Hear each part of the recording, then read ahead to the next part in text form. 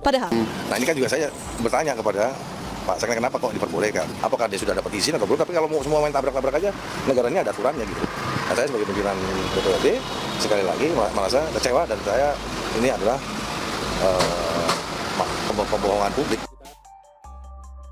Kita sepakati saja kalau sampai Formula E gagal digelar, negara nggak perlu malu. Ditulis oleh Widodo SP dari Siwar.com. Membahas Formula E seperti tidak ada habisnya.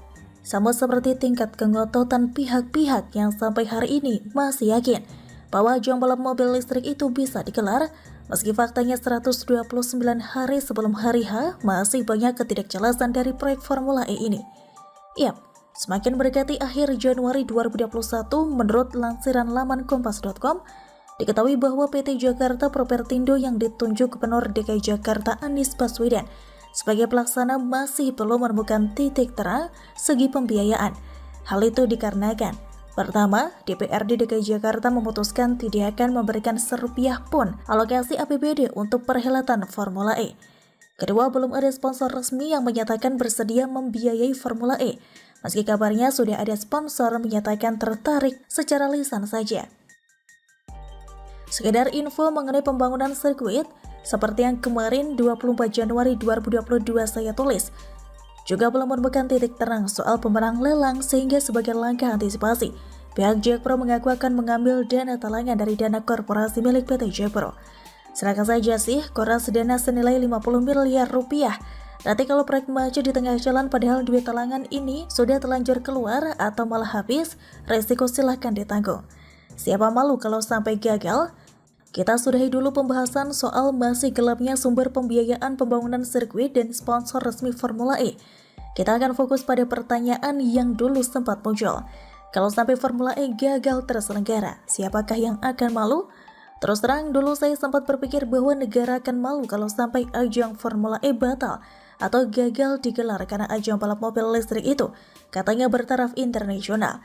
Namun kini saya berpikir bahwa negara tidak perlu dan tidak harus malu, setidaknya karena beberapa alasan ini. Pertama, tidak semua ajang yang melibatkan peserta dari luar negeri mengatasnamakan negara sebagai penyelenggaranya. Lihat saja misalnya ajang maraton yang digelar bank tertentu, lalu mengundang pelari-pelari maraton kelas dunia. Misalnya acara gagal atau batal digelar, bukankah itu sepenuhnya menjadi tanggung jawab penyelenggara acara? Negara tidak ikut campur dan tidak perlu malu, bukan? Kedua, sejak awal rencana acara ini tidak melibatkan pemerintah pusat. Jadi, murni merupakan inisiatif dari Pemprov DKI Jakarta dan pihak-pihak yang konon sebarisan dengan Anies Baswedan, karena diduga punya kepentingan terkait pencitraan untuk ajang Pilpres 2024. Uang pepohonan di mana saja disikat alias digunduli tanpa meminta persetujuan dari pemerintah pusat kok. Lah kok enak sekarang kalau misalnya dalam kondisi terdesak, lalu minta campur tangan pusat? Ketiga, negara sudah punya event MotoGP yang kudu sukses digelar pada Maret 2022. Diikuti rencana menggelar Formula 1 yang kalau semuanya lancar, paling cepat bisa dimulai pada 2024 nanti. Greget dan prestis Formula E juga masih kalah jauh dibandingkan dengan MotoGP dan Formula One. Bahkan, WSBK 2021 kemarin sepertinya masih lebih laku dijual dibandingkan proyek ambisius Formula E tersebut. Terus gimana kalau Formula E akhirnya bisa digelar dan cukup sukses? Silakan jika ada yang berandai-andai begitu. Tapi rasanya negara juga nggak bangga-bangga amat, karena masih menyisakan pertanyaan mengenai potensi masalah yang masih akan menggelar di belakangnya, bahkan sekalipun Formula E jadi digelar. Jadi dalam skala 1-10 saya cukup memberikan angka 3, yang artinya cenderung melihat potensi kegagalan dari event ini digelar. Melihat dugaan sabrak masalah yang masih menyertai perjalanan rencana Formula E ini, juga durasi waktu yang semakin mepet dengan sisa waktu hanya 129 hari sebelum pelaksanaan menurut kalender resminya. Mungkin ada yang lebih optimis, ya gak apa-apa juga sih. Siapa tahu kalau semangat dan optimismenya sampai ke telinga Managing Director Jakpro, bisa diangkat jadi tim suksesnya ajang Formula E. Minimal jadi buzzer RP yang memeriahkan jagat Twitter daripada sepi, ya kan? So, kita nantikan saja drama Formula E akan berlanjut seperti apa. Terutama jika pihak KPK atau Kejati mulai masuk karena mengendus adanya ketidakberesan dalam keuangan atau pembiayaan ajang Formula E ini. Namun yang jelas kita mau sepakati bahwa negara nggak harus malu kalau sampai Formula E gagal digelar. BTW, apakah Pak Anies belakangan ini masih bisa tidur nyenyak? Nanya aja sih. Begitulah kura-kura. Bagaimana menurut Anda?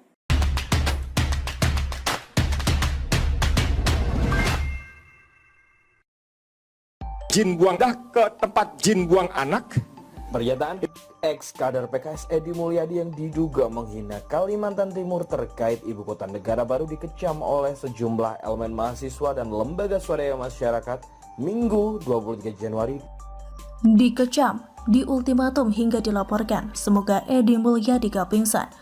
Ditulis oleh X Hardi dari Swar.com. Berbagai pihak mulai beramai-ramai melaporkan Edi Mulyadi, si tukang nyinyir dengan gaya ngamuk berapi-api. Ada dua ucapannya yang dianggap menyakiti dan meresahkan. Yang pertama soal sindiran terhadap Prabowo sebagai Menhan.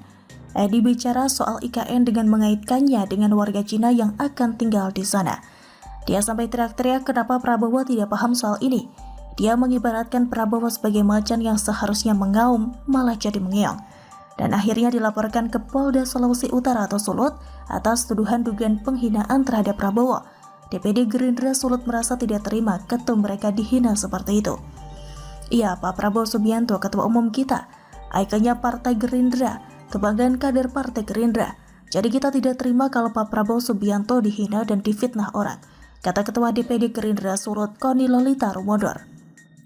Kalau saya ditanyai pendapat mengenai ini, saya merasa Edi tidak akan bermasalah. Tidak ada unsur penghinaan.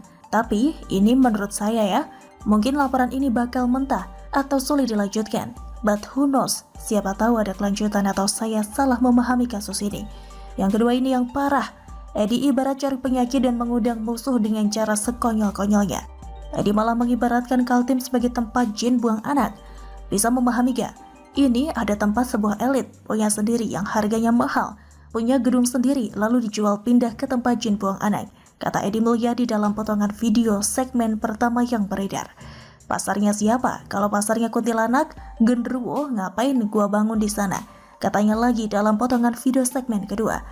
Sebagai pemanasan, pemuda lintas agama di Kaltim sudah melaporkan Edi Mulyadi ke Polresta Samarinda kemarin. Selaku perwakilan dari pemuda lintas agama Kaltim, Daniel A. Sihotang sudah membuat surat pengaduan yang ditujukan kepada Kapolresta Samarinda.